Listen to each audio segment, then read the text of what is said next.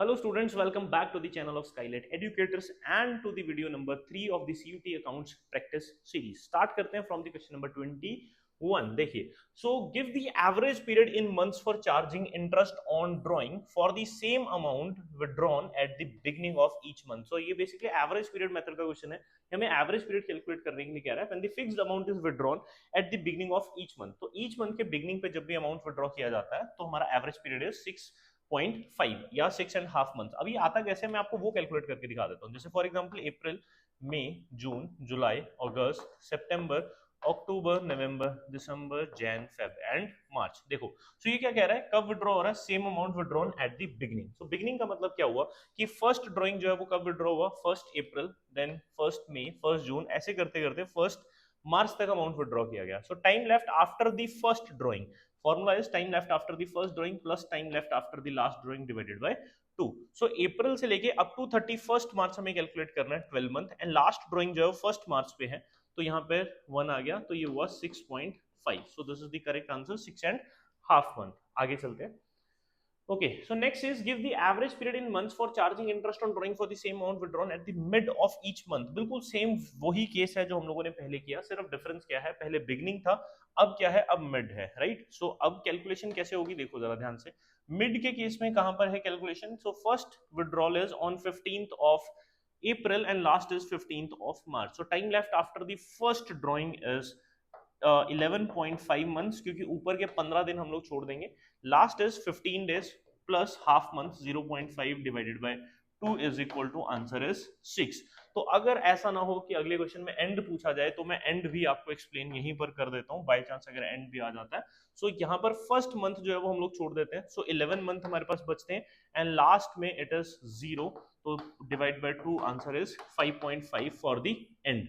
So 6.5 is the beginning, 6 is for mid and 5.5 is for end। आगे चलते हैं। So देखिए, इसमें आंसर जो है this is for middle of each month, तो आंसर हमारा था 6 month, so B is the correct answer। आगे चलते हैं।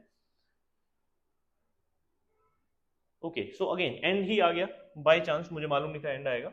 For charging interest on drawing for the same amount withdrawn at the end of each month, तो answer जो है वो हमारा बी है, अगेन 5.5, क्योंकि ये मैंने जस्ट अभी अभी आप लोगों को कैलकुलेट करके दिखाया। सो याद रखना है कि बिगनिंग में इट इज 6.5, मिड में इट इज 6 एंड एंड में इट इज 5.5। आगे चलते हैं। So question number 24 says interest on partners capital is shown on the. So interest partner को जब भी कैपिटल अलाउ किया जाता है, कहां शो किया जाता है, so it is shown on the debit side of the profit and loss appropriation account. पहली बात तो ये प्रॉफिट एंड लॉस अकाउंट में जाएगा नहीं, क्योंकि एप्रोप्रिएशन ऑफ प्रॉफिट है। जब तक कि इसको चार्ज अगेंस्ट प्रॉफिट नहीं बना दिया जाता तब तक ये पीएनएल अकाउंट में नहीं जाता। And second, credit side of appropriation account तो हो ही नहीं सकता, क्योंकि क्रेडिट साइड में सिर्फ और सिर्फ नेट प्रॉफिट ट्रांसफर किया जाता है एंड इंटरेस्ट ऑन ड्रॉइंग जो है वो चार्ज किया जाता है। तो आंसर इज ऑप्शन नंबर सी।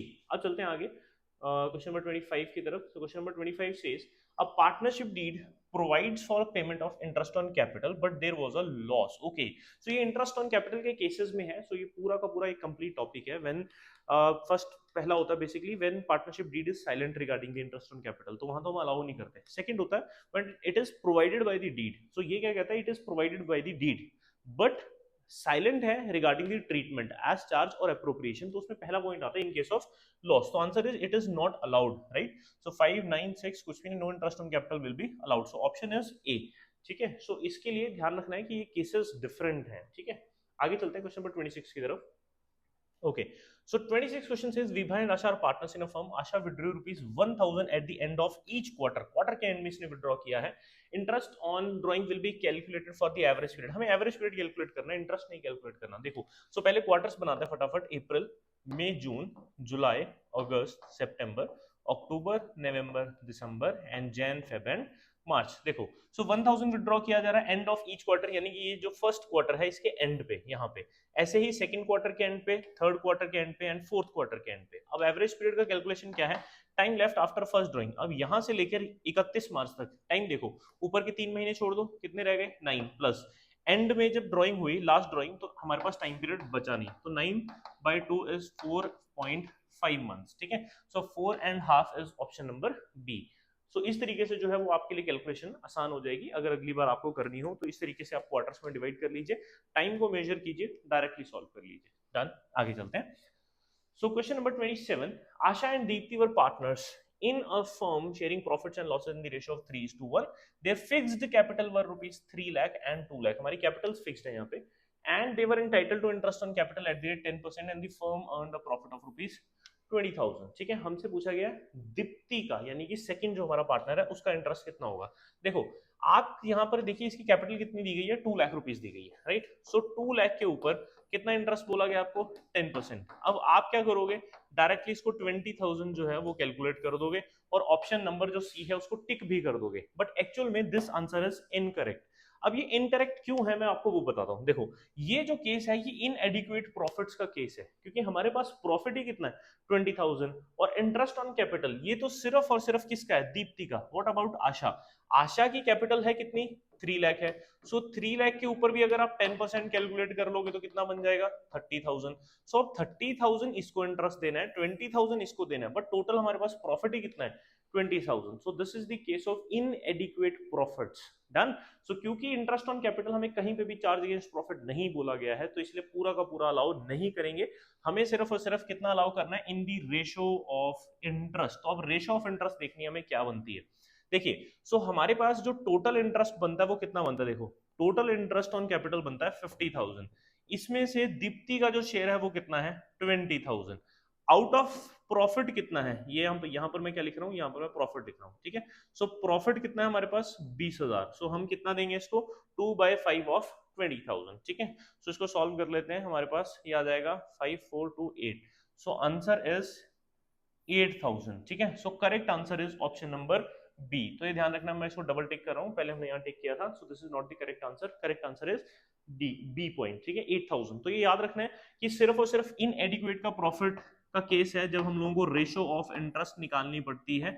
इसके अलावा और कोई भी केस नहीं है जिसमें रेशो ऑफ इंटरेस्ट की हम लोगों को नीड पड़े। अब रेशो ऑफ इंटरेस्ट क्या है, बेसिकली 3:2 बनी है, जिसमें से 2/5 जो है वो दीप्ति का शेयर है, एंड 3/5 जो है यानी कि 30,000 डिवाइडेड बाय 50,000 जो कि शेयर है हमारी आशा का।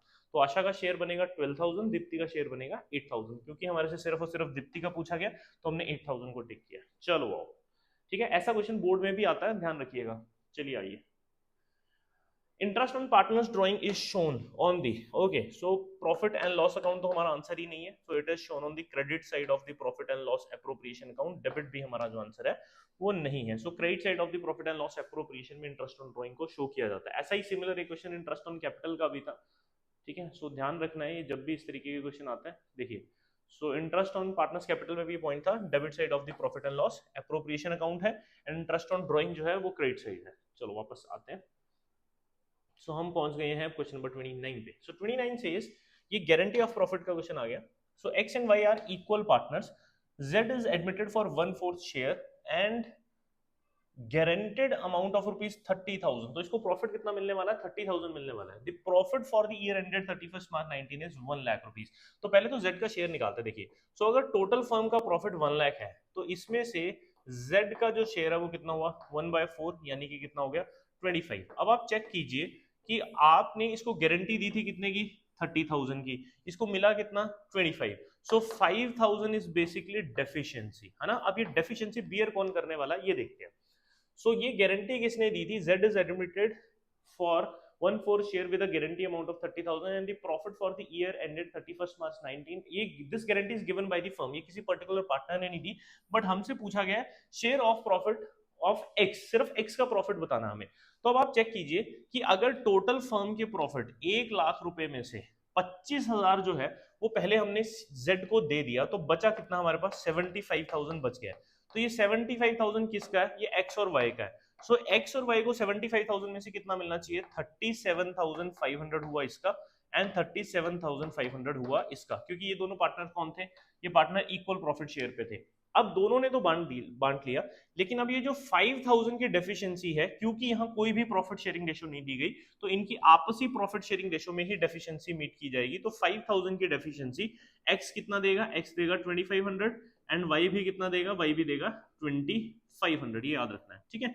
सो अब x का जो शेयर है 2500 अगर इसने दिया तो इसके पास कितना बचा, इसके पास बचा 35,000। तो 35,000 is the correct answer. So option number C is that profit share of x will be 35,000। चलिए, सो आई होप कि ये रफ कैलकुलेशन जो है वो आपको समझ आई हो। Last question of the today's video. चलिए देखिए.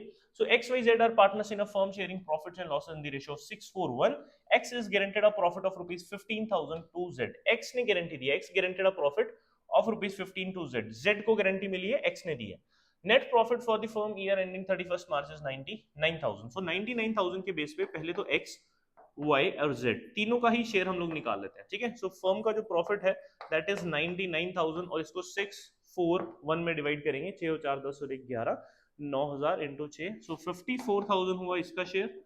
डन. एंड 9,000 इंटू 4, 36,000 जो है वो है इसका शेयर. एंड 9,000 जो मिला है वो इसको मिला है. डन. अब आप चेक कीजिए कि हमारा जो Z पार्टनर है, ठीक है, ये हमने याद रखना है कि 99,000 को डिस्ट्रीब्यूट किया है in their profit sharing ratio which is 6:4:1.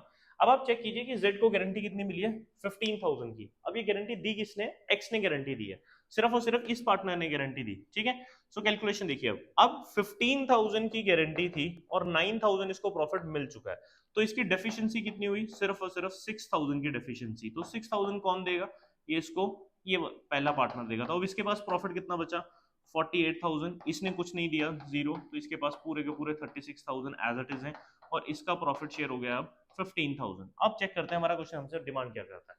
सो ये कहता है X share in the profit of the firm will be. So answer is 48,000. So C is the correct answer for this particular question. So I hope कि आपको ये 30 के 30 question जो हम लोगों ने इन 3 वीडियोस में कवर किए हैं सारे समझ आए हों.